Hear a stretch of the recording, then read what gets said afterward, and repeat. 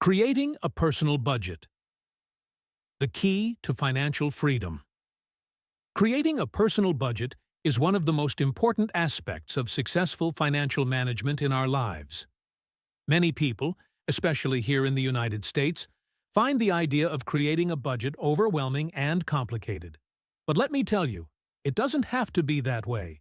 In fact, budgeting is much simpler than you think, and in this video, we'll guide you through how to create your own personal budget and track it effectively, so you never go overboard with your finances again. Why you should pay attention to your budget. Now, I know it can be hard to think about money and expenses every day, but trust me, the sooner you get control of your finances, the easier your life will become. From paying rent to covering the cost of groceries and utilities, we all have regular expenses that add up. Without a clear idea of where your money is going, you might find yourself struggling to pay bills, getting into debt, or feeling like you'll never catch up. The truth is, creating a personal budget gives you a clear picture of where your money is going and how to track it. With a solid plan in place, you'll have the ability to control your spending and start saving, which will ultimately help you stay out of debt and achieve your financial goals. Imagine not having to worry about that credit card bill at the end of the month because you've already set aside enough money to cover it. Step 1. Know exactly how much you earn. The first step in creating a budget is to know exactly how much money is coming in each month. It may sound simple, but many people don't realize all the different sources of income they have. Your primary job salary is just one part of the picture. Think about additional sources of income such as side gigs, freelance work, dividends from investments, or even money from selling old stuff. When considering income, also account for deductions like taxes, benefits, and health insurance. In the United States, you should be aware of your net income. That's the amount you actually take home after taxes and other deductions. Don't forget about any bonuses or irregular income you might receive. They all add up. And yes, even small amounts from freelance or gig work can make a big difference.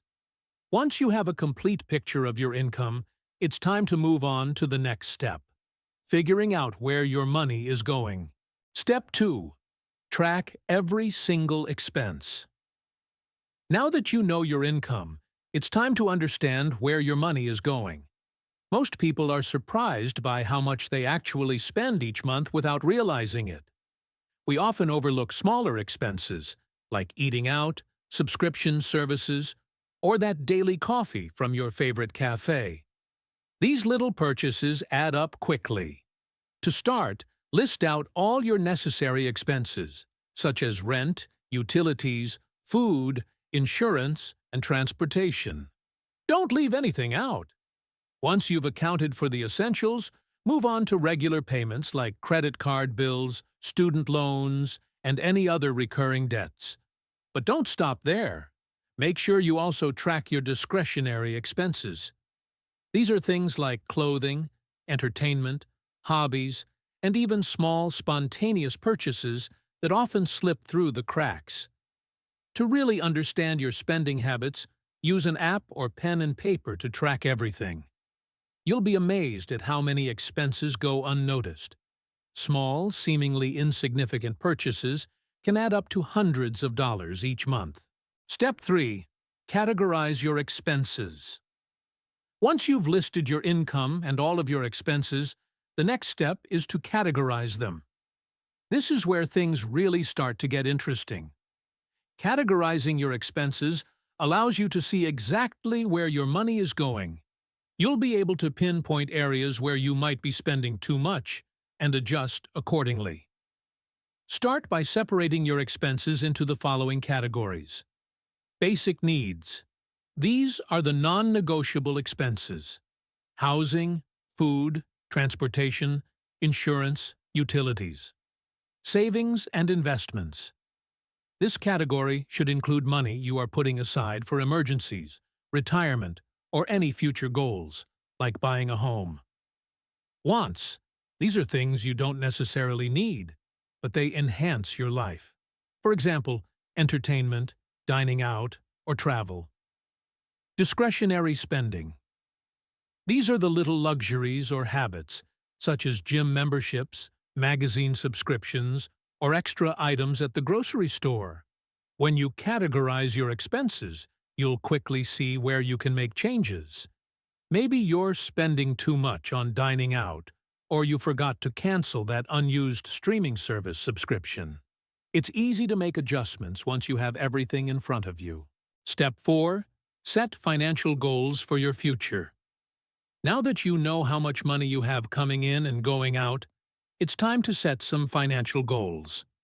What do you want to accomplish with your money?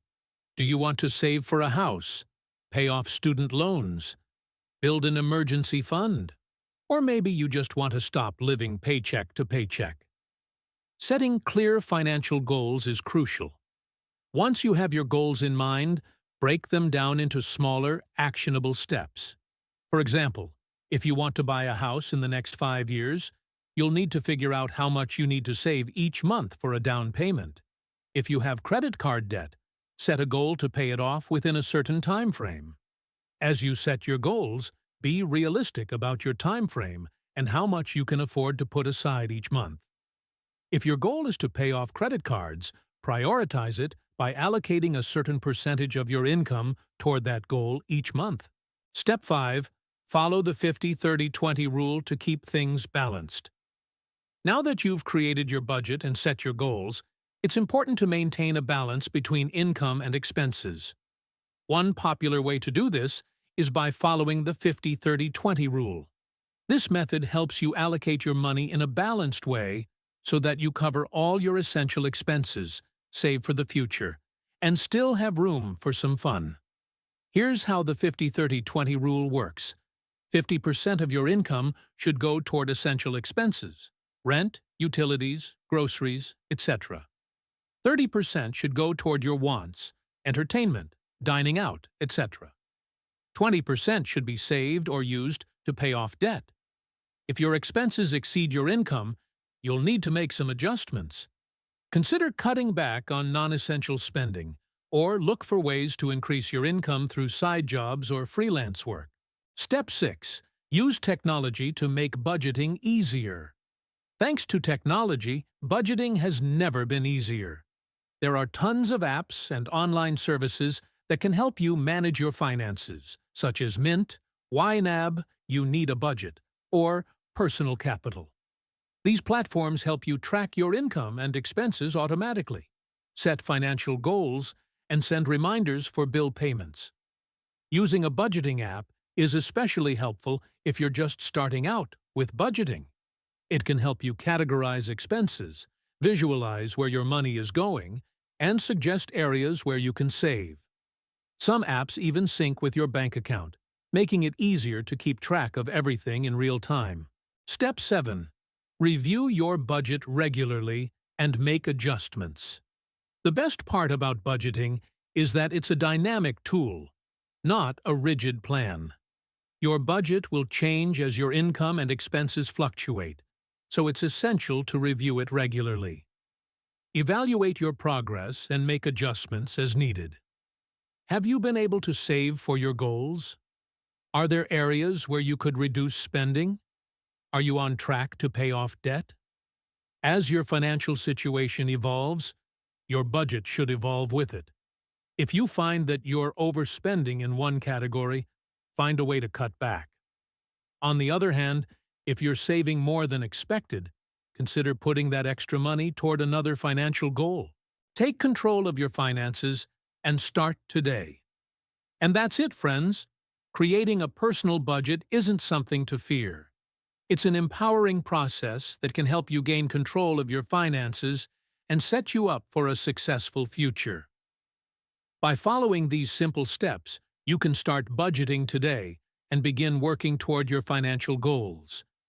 If you found this video helpful, don't forget to like it, subscribe to the channel, and leave a comment with your own budgeting tips and experiences.